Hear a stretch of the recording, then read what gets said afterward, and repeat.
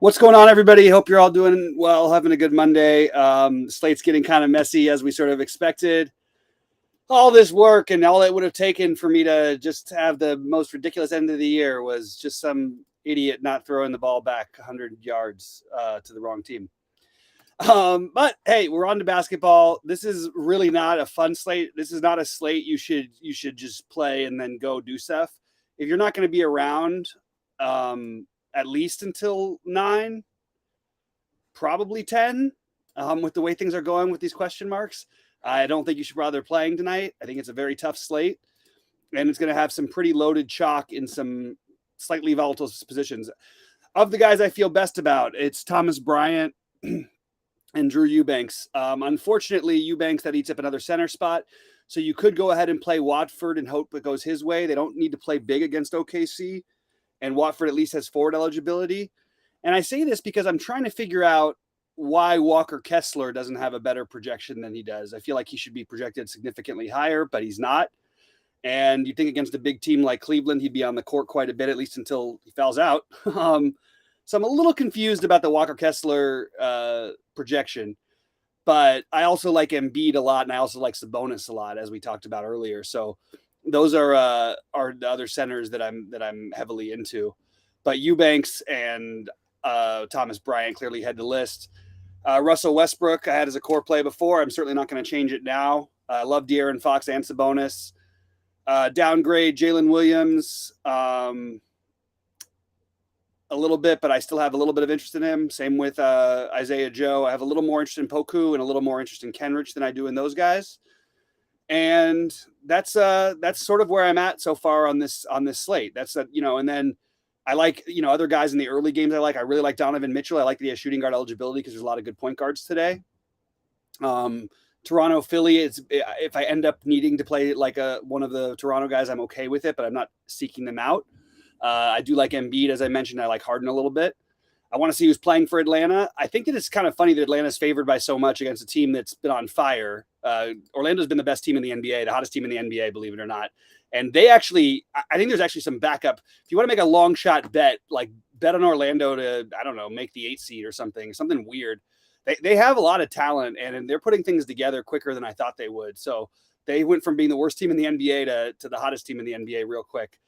All this to say, I think Banchero and Fultz are both fine, but I'm not going out of my way for them. And I think that it just depends on who plays for Atlanta. I think Bogdanovich is fine if there's no Murray, but if he plays, I had less interest, but I still think he's okay. I don't think it's like desirable though. I'm not really on Giannis today. I think he's fine. I think Drew Holiday is kind of an interesting large field play, but nobody from the New Orleans Milwaukee game is a mainstay in my lineups. I think you could make an argument for Valanciunas or Hernan Gomez, who's probably going to back him up today. But I don't really love everything in this one. I think McCollum has got a decent shot here to have a good game. But I like Anthony Simons just as much, especially with no Nurkic. And against a team Simons should be able to get off a lot of threes against. They've been giving up more and more as the season gone on. Simons in the next game, more just looking for a run back because I really like Shea. And I don't think it's going to be anything surprising. I think it's going to be really popular. And I have it rated Shea, Poku, Kenrich as my 3 favorite plays, followed by Jalen Williams and Lu Dort. Omoruyi, if he starts, but even still is not as sexy of a play. I'll throw back to Kevin Love, by the way. You can also use Kevin Love at 3,700 and some large field stuff. Don't know who's playing for Dallas when it comes to Hardaway and Powell. Just gives a boost, if anything, with Kleber out already. Christian Wood, but he's too expensive. So I think Luka is the answer of my favorite spend up. I actually have one of my big buy-ins with Luka and Embiid together, but I may change that up because of we just got the Portland news right before I came on with Nurkic being out. The only thing about Portland that worries me is they can play small. This game could go small. And I didn't mention one guy in Jeremy Grant. I got a little, I guess, revengey narrative, whatever, but more just that Nurkic is not playing. I think it's an opportunity for Grant to have a bigger game, but I still am not quite getting to him. I'm just looking for run backs because I do like playing a couple of the OKC guys together. They only have 10 bodies tonight, which is the least I've seen them have so far. San Antonio, no interest on San Antonio for me. Houston, no particular interest in Houston for me. I don't mind if you ended up with Jabari Smith, who I think is being way under projected. I don't mind Eric Gordon if you really want to jam in value, but it's kind of thin. I think Jalen Green has got the upside in this kind of a matchup, and Kevin Porter to put up a good game, but I'm just not getting them much because I like Westbrook and I like Schroeder. In order, I have it Westbrook. I'm sorry, Bryant, Westbrook, Schroeder, Lonnie Walker. That's pretty much it for my Lakers, but I will be playing probably two of them on most of my lineups. On Phoenix, I think that the Okogie projection's a little too high, but I don't mind getting there. I can definitely see using some of him. And then I also don't mind if you want to use the value for Lee and Shamet. Gives you some flexibility to what you could do if you play Okogie in the forward spot. And then you can always switch it up later, depending on who starts and whatnot. I don't think Okogie's projected to start, but certainly in play anyway. But I have it Shamet a little bit ahead of Damian Lee, but it's pretty close between those two. LaMelo is, I think, one of the best plays on the slate. Love him. I think Gordon Hayward is completely fine at 6K in a good matchup. And I love Sabonis and Fox on the other side, and Malik Monk is a good tournament play. Those are pretty much what I've got right now, but it's going to be interesting in how you build. And I think getting a little correlation on a big slate that's kind of weird like this makes a lot of sense to try to get guys on the other side of the games you're playing. And that's where I'm at. So Rich P says he's playing Joe Val tonight and to pray for him. I will, buddy, because by the time it comes, Joe Val may not he actually may be completely unowned by the time this gets off, because you've got the super values in Eubanks and Thomas Bryant. So I'm assuming you're playing Thomas Bryant and Joe Val. But why is Joe Val project Walker Kessler in a spot that wasn't even as good as it is tonight because of the starting situation? Even with Olynyk playing when they started both of them, he still was putting up, 35, he put up 29, 26, and 38 in the other games that he started. He should start tonight against Cleveland. So why is Joe Val necessarily a better play than Kessler, I guess is my question. Is Joe Val even in play? I think Hernan Gomez, it could easily be Hernan Gomez's night. I already talked about Josh Okogie, so I just said that a second ago.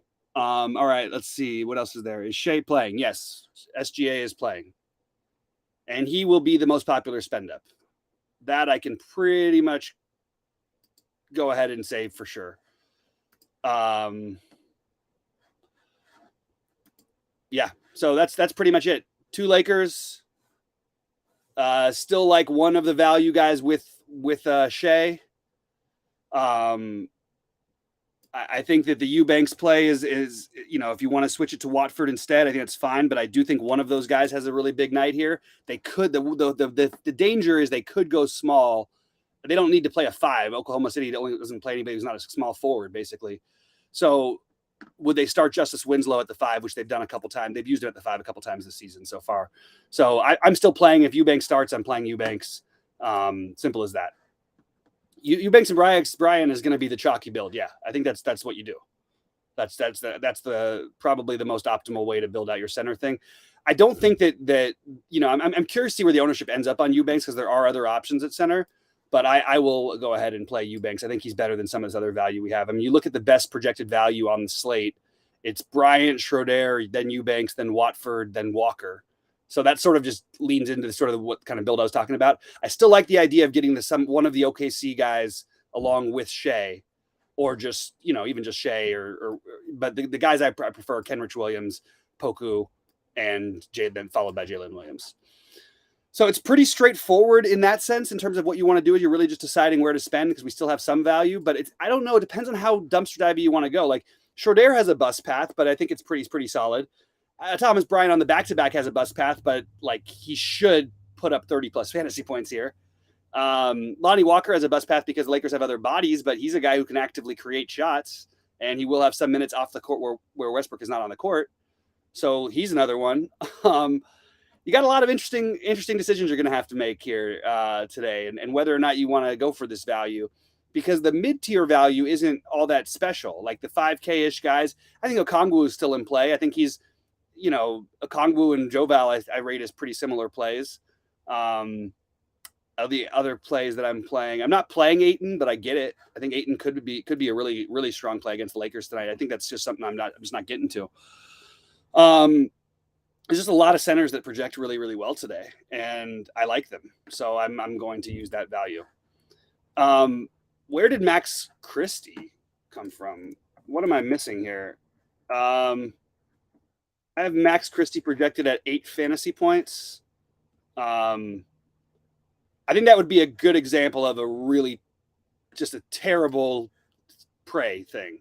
You're just playing him hoping on, like, why does the minutes don't have to go to him? You still have Beverly, Schroeder, Lonnie Walker, Westbrook, Kendrick Nunn, all ahead of Christie on the depth chart. So as the 8th guard on a team, I don't really know why I would be playing Max Christie. If he happens to get there, if you want to use him, I would use him in like a $3 or something. Like, you really, and not to mention he's a low usage. He's probably the worst player on the team. He's low usage. So I would not play Max Christie in any lineup. I don't see any reason to do that. If somehow they announced he was starting, I still probably don't think I'd play him. Troy Brown would probably be ahead of him for me, even though I don't like Troy Brown, but I can't find a reason to play Max Christie to save my life. Where do you see him at 20 points? That sounds like a bad RG projection, Rody. I guarantee you that's an RG projection. It's such a favorite thing of RG to do. But even if he's projected at 20 points, why would you play a guy at 3K? Like, how is he projected relating to the other guys? And I guess the answer is going to depend on whether he starts or not. If he starts, maybe. But like, you're going to have Schroeder at 3,800, who's obviously a better play.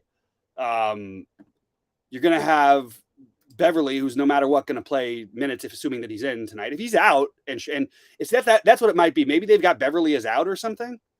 But I don't know. I would take me a lot of lineups to get to Max Christie. There's just so many other guys, and if he happens to get there, if he happens to start, yeah, then I think you can take that chance. But if he happens to get there, so be it. Somebody else is going to win with him. I don't think that's a real play. Knight was never in play unless Gobert is out. If Gobert is out, you can definitely get to some Knight, but he's probably a slightly better play than Watford. As of right now, Watford is significantly. I mean, Max Christie is definitely. I'm sorry, excuse me. White is absolutely not in play, and I don't even know if he's projected. I don't know if he's projected to play a minute right now. Let me just double check that before I go on record. Because Naz Reid is supposed to play today. So actually, even if Gobert's out, yeah, right now I have Nathan Knight projected for 0 minutes and 0 fantasy points, obviously too. So you're not trying to build around Knight. If Gobert and Naz Reid get announced out, then you can play Knight. If it's just Gobert, just play Naz Reid as like lock Naz Reid in. He's the best play on the slate. All right. What other questions? Yeah, we talked about the No Nurkic thing. Yeah, it's pretty much who do you prefer? The guys I'm spending up for, I have a ton of LaMelo. I really like Donovan Mitchell tonight. I really like what is happening with these builds here? This is so ridiculous. I keep loading the wrong ones and putting the wrong tournaments, the wrong guys in the wrong tournaments. Hate when I do stuff like that. Yeah, I love LaMelo.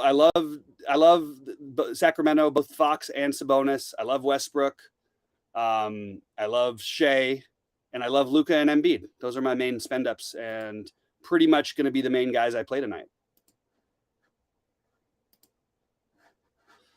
Any other questions and stuff, guys, before we get on out of here? I'm happy to spend some more time, but if the questions dry up, I don't have a whole lot else I can go through without, I just don't have a whole lot else to go through, I guess, because that's pretty much the guys I'm playing as of right now. Again, I still think it's better if you try to backload the slate, which really means the 8 o'clock games. The early games, well, I think you could make an argument for the Orlando-Atlanta game. You could make an argument, obviously, for Embiid and any one of the Raptors. I like Donovan Mitchell. But most of my guys are going to come from the later games, the 8 o'clock and later games. So that's sort of what I'm doing tonight. Let me know what you all are doing. Let me know if you have any questions or thoughts. Happy to go through anything here. And I'm just trying to see if there's anybody didn't mention. I said before I'm splitting up Lee and what's it called, Shamit, but I don't even feel that great about those guys. Those are sort of placeholders. And maybe, you know what? Maybe Max Christie ends up getting the start in there, and I end up playing him. He also could get some blowout run if Phoenix blows him out. Which this, people are like, oh, it looks like Lakers are just scheduling a loss and all that stuff. Maybe. The Lakers have won games like in this situation before, and there's no, we don't have Booker on the other side tonight. It's not like the Lakers are totally dead in the water here. Just thought I'd throw that out there for what it's worth. And, the Lakers have been, if the Lakers just got off to a little bit of a better start, you'd be talking about a pretty decent team right now. I mean, it's nothing amazing, but they're 11-6 in their last 17. This is a team that started 2-10 and looked like they were going to be one of the worst teams in the league. And they've sort of bounced back nicely, but without LeBron and AD, obviously it's going to be a tough challenge tonight, but we've seen this happen before where other guys can step up. If I was going to get creative with the Laker plays and instead of Christie, I would play a guy like Wenyen Gabriel. Phoenix is going to have a big out there basically all the time. If you get 2 fouls on Bryant, you could use Gabriel as a forward